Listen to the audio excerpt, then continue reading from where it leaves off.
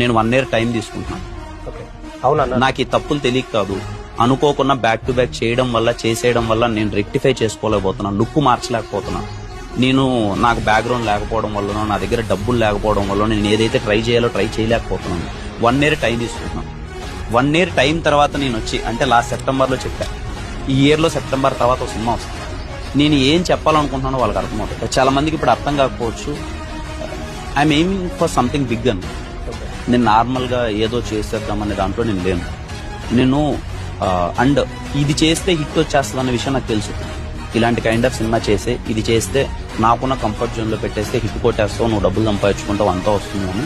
But నేను నా long run after 5 years నా కెరియర్ చూసుకుంటున్నాను.